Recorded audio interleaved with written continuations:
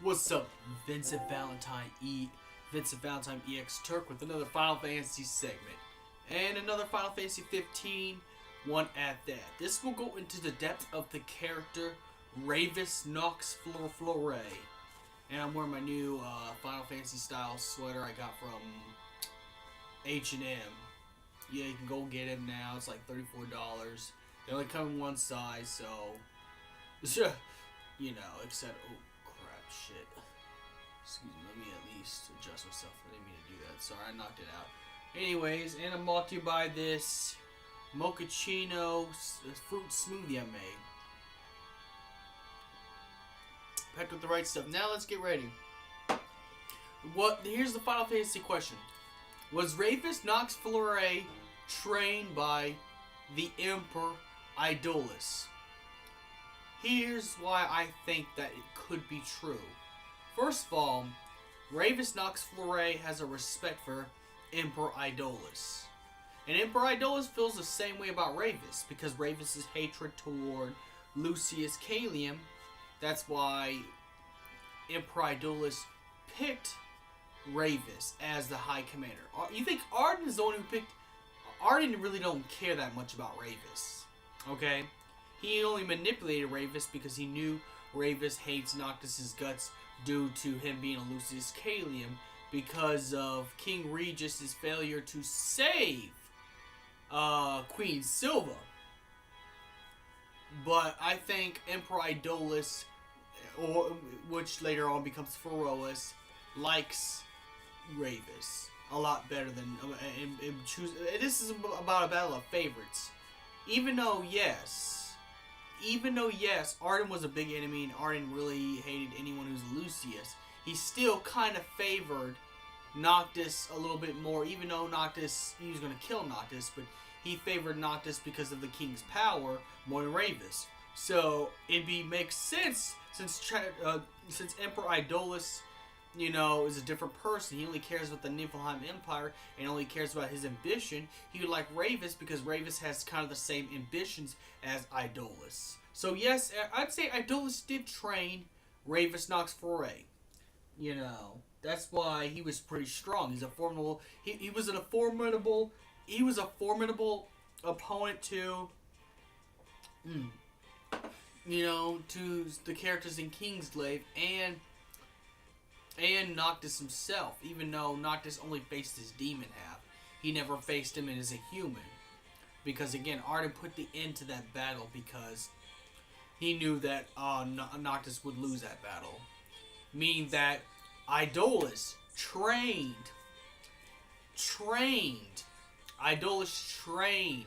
Ravus Nox Fluret at the best of his ability. And not only trained, but I'd have to say Emperor Iedolus, even though we don't get very many, this is why I said I want Square Enix to make an episode Ravus. I know it's kind of crazy because Ravus is, you know, on the bad guys team, but he's like more of a rival thing.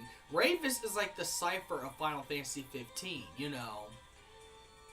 So why not make that? I mean, you got to play as Cypher in Final Fantasy 8, even if it was for a little bit.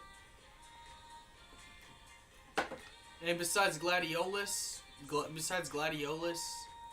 and Noctis himself, Ravus was one of my also favorite characters in the series because there's more to him than ever. But because they had Cypher in Final Fantasy VIII as playable, so why can't we make an episode Ravus where it goes into detail? Because this would explain this fan theory a lot better, and this will put more backstory. I'd have to say Emperor Iedolus is like a father figure to Ravus. A father figure that Ravus never had. You know, well, he needed someone to replace his mother because unlike his sister, Ravus hated King Regis. Like, he really wanted to kill King Regis. The reason why he wanted to kill Noctis at one time is because Ravus knew that King Regis got killed. So he probably didn't make best buds with that one Niflheim soldier who killed King Regis because he wanted to do it. He hated King Regis. So the father figure that Ravus had would be Emperor Iedolus. Even though Emperor Iedolus is a bad guy, there's still comfort from an evil person. You know, I don't know if you even watched the anime series Naruto, but the original Naruto, where Gaara says that Kimimaro was looking for comfort even from an evil person. It could be the same thing with Ravus. Yes, Emperor Iedolus is an evil son of a bitch. He's just as rotten as you know, Arden. Even without Arden, he still makes an evil villain. But, you know, Emperor Iedolus is like a father still to Ravus. So I'm pretty sure when Ravus was captured, you know, he was made. That's why he made top commander. That's why he gave him the ranking, because I think Emperor Iedolus pretty much has this whole thing. Pretty much is a really confident and cocky about his apprentice. We're talking about kind of like how Palpatine was confident when of Anakin in Star Wars. I know I'm comparing other series, but that's the only way I can get this conveyed. That's how confident Iedolus was of Ravus. Like, Ravus was a prize to the Niflheim Empire. I mean, not only that, he got a lot along with Ravus more than he did Arden, because, well, somewhat Iedolus knew that he was being manipulated by Arden, but he needed to follow Arden's plan in order to rule the world like he wanted to do. But Ravus has kind of the same ambitions to get stronger and be the strongest leader ever. That's why he got mad at Noctis when Noctis said, "Oh, you serve," and then Ravus like, "Oh, I don't serve. I don't serve. I command." You know, that's why Ravus got offended and was about to strike down Noctis, because he already hates Noctis, and Noctis already pretty much rubbed that salt in the wounds and, you know, pretty much gave him a good kick in the balls. But no, you know, that's why Ravus likes being likes to be known as a leader, because he follows the teachings of Emperor Iedolus. So Emperor Iedolus has to be not only the surrogate father of Ravus, but it's also he trained him. That's why Ravus is the strongest of the Niflheim Empire, second strongest, because, well, Arden's still Chancellor. And with now, if Arden was never Chancellor, I'd say even Ravus would be even stronger and surpass Iedolus. If you look at the boss fights, Iedolus was not that strong, even in the form of Ravus. I mean, he was not strong unless you were lower level. But the boss fight with Ravus killed you so many times. I mean, you would have to stock up on Phoenix Downs to fight Ravus, and level yourself up real good in order to beat Ravus. You know, so if it is possible that also Ravus surpassed Emperor Iedolus. So I think this is all unseen on the surface, but judging by the cutscenes, judging by the first cutscene you see Iedolus in, you know, he was addressing more to Ravus, because Ravus is the pride of his empire. That's why he made him High Commander. In fact, he even thought that Ravus would be successful at taking out Noctis, because, you know, the hatred that Ravus had because he started to accept Noctis a little bit more toward the end of the game. But, you know, Ravus had a strong hatred toward Noctis for being just a Lucius Caelum. You know, and I think Ravus, you know, since Ravus, I can see why, now, under the surface, that's why Ravus doesn't really get along with Arden. That's why he scowls when he sees Arden, because he probably knew that Arden was Lucius Caelum as well. So I'm pretty sure Ravus was planning to kill Arden even before his sister's death. You know, because he put his trust and loyalties to Emperor Iedolus. And let's be honest, Iedolus is the lesser of two evils.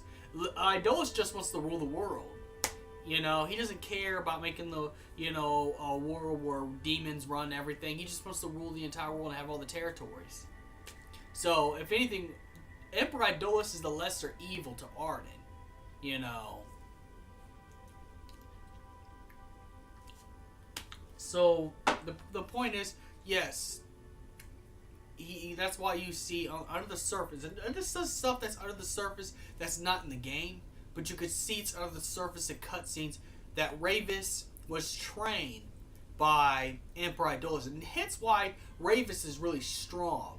Ravus is super powerful. That's why I said he is the next Sephiroth character. That's why, when I said that Sephiroth can't beat Ardyn, is because if Ravus is the next Sephiroth type character, that's, the strongest soldier in the army, but can't even beat the Chancellor, it'd be the same kind of thing. But Ravus is like the Sephiroth character. He's made the best soldier character in the Niflheim Empire's history. And it's all due to Emperor Iedolus, because Emperor Iedolus would have to train. He'd probably even though he don't look like he trains himself, he would take interest in Ravus because he puts too much faith in Ravus. He even addressed the Ravus more than the old commander that was serving longer than Ravus was. Because of that, and like I said, it's all under the surface and not in the game. That's why I said Square Enix really needs to develop episode Ravus as well, because again, he's Final Fantasy 15 Cypher. It's in Final Fantasy 15 Sephiroth, but at the same time, so he's both a rival character and the strongest guy, almost the strongest guy until Noctis beats him. Which again, that wasn't really Ravus. That was Demon Ravus. The demon inside him took over. If it was actually Ravus, it'd be possible he could defeat Noctis. Even with the King's Sword and the King's Ring. The King's Ring's not complete yet. That's when he goes to the crystal and he gets into stasis for 10 years. And he get locked up in the prison for the rest of his 10 years. So, with that to say, I think that it was true that Emperor Iedolus trained Ravus. This is so good. But Ravus was trained by Emperor Iedolus. Iedolus trained Ravus. That's why he's one of the strongest. And again, Emperor Iedolus had so much faith into Ravus' abilities, as well as his faith that Ravus would kill Noctis no problem, because at the time in the beginning of the game, Ravus hated Noctis because because of his father leaving Quinsilva behind. That's why he didn't like his sister marrying Noctis and wanted her to give up that nonsense. Because he still thought about his mother. And again, Ravus was really close to his mother. That's why I say he's another Sephiroth character. He was close to his mother. That's why, and I'm pretty sure the reason why he went after Ardyn is Ravus probably found out that Ardyn killed his mother. Now, Emperor Iedolus would never have done that. Emperor Iedolus would have never have, I don't think he would have. I mean, he's the lesser of evil than Ardyn is. But nonetheless, I just have to say that, Emperor Iedolus did train Ravus. Hence why Ravus is super strong. That's why Ardyn had to intervene in the battle between Noctis and Ravus, because Ravus would have killed Noctis right then and there. I mean, no challenge, especially at this moment, because this is where he's still, he's still got to level up and still got more experience. He only got the one astral, and that's it. And I'm pretty sure the Ravus will try and find some way to make it so he can't summon his astrals. Now, with that, since I'm running over time, yes, the question is, Emperor Iedolus did train Ravus to be the strongest Niflheim soldier in the Niflheim army. And I'm running over the time, so may the crystal be with you. Have a good day. Like and subscribe to this video. If you want more Final Fantasy content, stay tuned for some more stuff, because more stuff's about to come down. New Year.